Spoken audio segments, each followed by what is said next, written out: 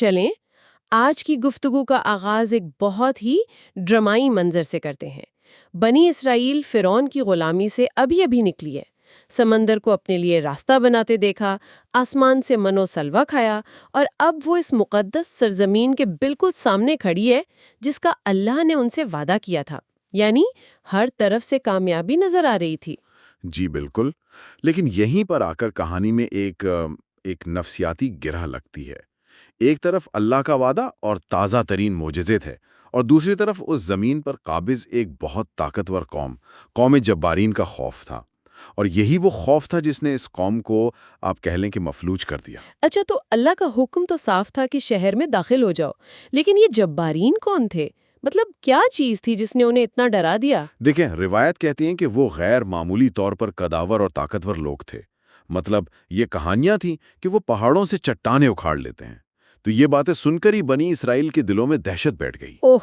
بالکل، اسی صورتحال کو سمجھنے کے لیے حضرت موسیٰ نے ایک قدم اٹھایا۔ انہوں نے 12 قبیلوں سے ایک ایک سردار کو جاسوسی کے لیے بھیجا۔ اچھا۔ لیکن جب ان جاسوسوں نے وہاں کے لوگوں کو اپنی آنکھوں سے دیکھا تو ان میں سے 10 کی ہمت جواب دے گئی۔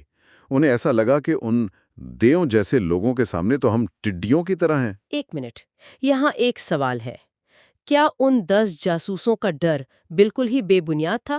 مطلب اگر وہ واقعی اتنے طاقتور لوگوں کو دیکھ کر آئے تھے تو کیا ان کا رد عمل ایک فطری انسانی رد عمل نہیں تھا؟ سوال بہت اچھا ہے۔ دیکھیں، فرق خوف اور مایوسی میں ہے۔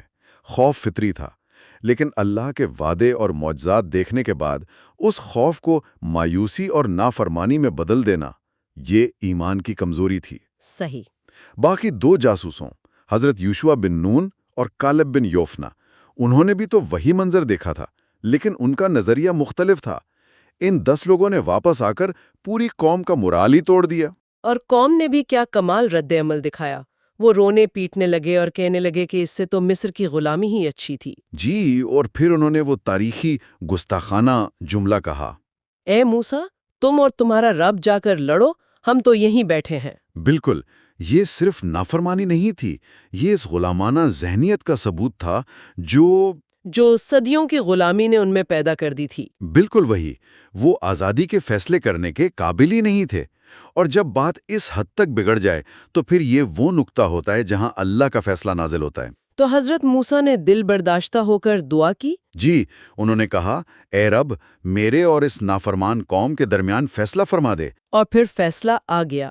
اس پوری نسل پر 40 سال کے لیے وہ مقدس سرزمین حرام کر دی گئی۔ اور سزا کیا تھی؟ تی کے صحرا میں بھٹکنا۔ یہ کوئی عام قید نہیں تھی، یہ بغیر دیواروں کا قید خانہ تھا۔ مطلب وہ سارا دن چلتے اور شام کو خود کو وہیں پاتے جہاں سے چلے تھے۔ اصل میں یہ سزا صرف بھٹکنا نہیں تھی، بلکہ ایک پوری غلام نسل کو ختم کرنا تھا۔ اللہ ایک ایسی نسل تیار کر رہا تھا جو غلامی کے نفسیاتی بوجھ سے آزاد ہو۔ یہ 40 سال کا ریسیٹ تھا۔ اور اسی دوران حضرت موسیٰ اور ہارون علیہ السلام بھی دنیا سے رخصت ہو گئے۔ لیکن ان 40 سالوں میں ایک نئی نسل تیار ہوئی۔ وہ نسل جو صحرا کی سختیوں میں پلی بڑی تھی اور جس نے غلامی نہیں دیکھی تھی۔ بالکل، اور اس نسل کی قیادت حضرت یوشع بن نون نے کی۔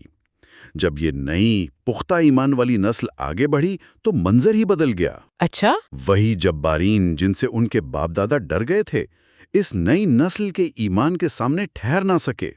انہوں نے وہ سرزمین فتح کر لی جو پچھلی نسل نے اپنی بزدلی کی وجہ سے گنوا دی تھی۔ اگر آج کے دور میں دیکھیں تو ہماری زندگی میں بھی تو ایسے جبارین کھڑے ہیں، کبھی غربت، کبھی بیماری، کبھی کوئی بڑا چیلنج یا ہماری اپنی بری عادتیں، ہم بھی تو انہیں بہت بڑا سمجھ کر ہمت ہار بیٹھتے ہیں۔ اس قصے کا اصل سبق یہی ہے۔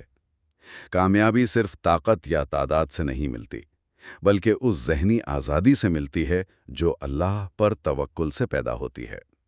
جب انسان اپنی غلامانہ سوچ کو توڑ کر اللہ کے حکم پر پہلا قدم اٹھاتا ہے تو اللہ راستے کھول دیتا ہے۔ مسئلہ صرف ہمت کر کے دروازے میں داخل ہونے کا ہے۔ تو جاتے جاتے یہ ایک سوال چھوڑے جاتے ہیں کہ ہماری زندگیوں میں وہ کون سے جبارین ہیں جن کا سامنا کرنے سے ہم صرف اس لیے انکار کر رہے ہیں کیونکہ ہم نے انہیں اپنے ذہن میں اللہ کی قدرت سے بڑا بنا لیا ہے۔ بالکل، یہ قصہ صرف تاریخ نہیں بلکہ ہمارے ایمان اور خوف کی اندرونی جنگ کا آئینہ ہے۔ یہ ہمیں سکھاتا ہے کہ جو اللہ سے ڈرتا ہے اسے دنیا کی کوئی چیز نہیں ڈرا سکتی، اور جو اللہ سے نہیں ڈرتا اسے ہر چیز سے ڈر لگتا ہے۔